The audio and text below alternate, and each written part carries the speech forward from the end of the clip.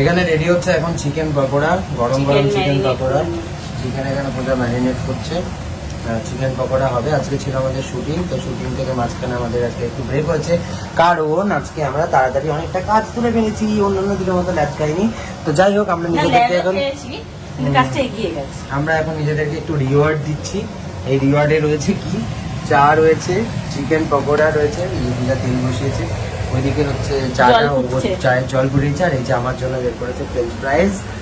কারণ আমি যেহেতু খুব একটা চিকেন খেতে ভালোবাসি না, সেই জন্য আমার জন্য ফ্রেঞ্চ ফ্রাইজ রেডি হয়ে গেছে।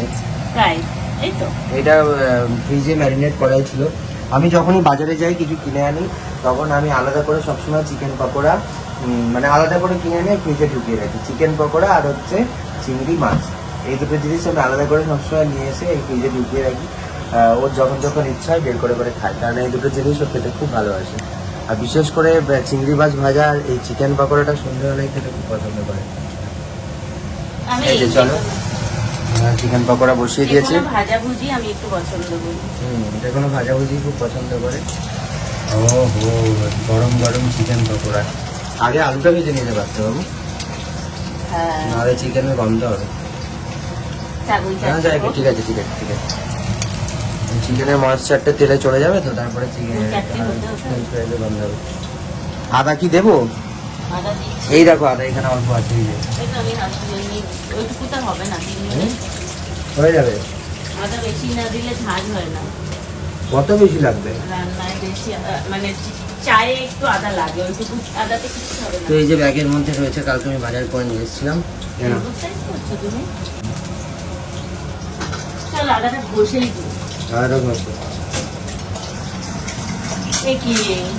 কি কোথায় গ্রেডারটা কোথায়? কোথায় কোথায় কোথায় গ্রেডার কোথায়? কোথায় গ্রেডার কোথায় কোথায় কোথায় কোথায়? মানে দেখো লাইজলটা এখানে খাবার এখানে রয়ে আছে। আমি যদি বেসিনটা পরিষ্কার করি, লাইজল ওটা এখানেই রাখি, বেসিনটা পরিষ্কার করার জন্য ওটা এখানে আছে। মেশিনে সেটা একটু গন্ধ হচ্ছিল, তো ওটা দেওয়া হয়েছিল, ওটা দেওয়ার জন্য এখানে নিয়ে এসে রাখা হয়েছে। ওটার আর পূর্বের জায়গায় ফিরে যায়নি, কারণ পূর্বের জায়গার জন্য আলাদা একটা নতুন কিনে আনা হয়েছে। আর বাই দা ওয়ে, আমাদের চপিং প্যাড চলে এসেছে। আজকে চপিং প্যাডটা শেয়ার করবো তোমাদের সাথে। এই চপিং প্যাডটা খোলা হচ্ছে না বলে বোঝা প্রতিনিয়ত এখানে এখানে সেখানে কাটছে, আর ছুরির ধারটা কমাচ্ছে। এরপরে ছুরির ধার কমে গেলে আমি কিন্তু মানে ইয়ে করবো না, আমি কিনবো। আমি কেনার জন্য না, আমি কিন্তু ধার করে এনে দেবো না, কিনে নেবো। কিনে নেবো। এরপরে কিন্তু এই সমস্ত চিকেন পকোড়াটা করে ঘুরবে না। কেন রে?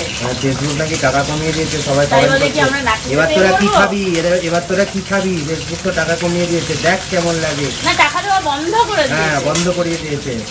এইসব কমেন্ট বানিয়েছে, মানে সিরিয়াসলি ফেসবুক টাকা দেওয়া বন্ধ করে দিয়েছে বলে আমরা না খেতে পেয়ে মরে যাব।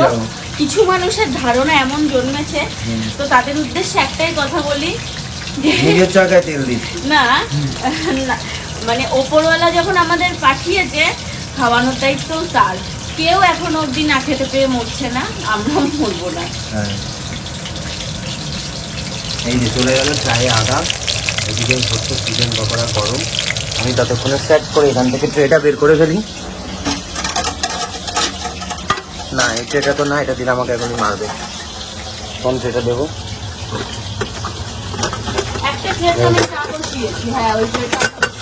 ওই ট্রেটা চলে এসছে আমাদের চিকেন পকোড়া সার্ভ করার জন্য। তো যাই হোক, এখন হচ্ছে চিকেন পকোড়া, চা, আর সঙ্গে হবে একটু আইপিএলের ম্যাচ। কারণ আমাদের অনেকক্ষণ হলো যে শুটিং আমরা স্টার্ট করেছিলাম, তাড়াতাড়ি শেষ করে ফেলেছি, মানে এক্সপেক্টেড টাইমের আগেই আমরা শেষ করে ফেলেছি।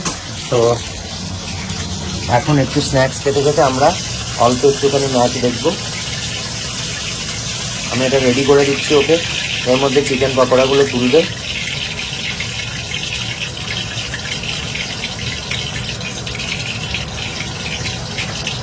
টিস্যুগুলো নষ্ট করে কে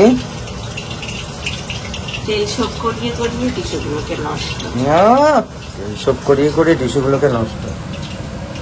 বাজে তেলটা খেলে শরীরটা যে খারাপ করবে। ডিপ ফ্রাইডের যে কোনো তেলই খারাপ। তো যাই হোক, এই যে কথা বলতে বলতে হয়ে গেছে চিকেন পকোড়া রেডি।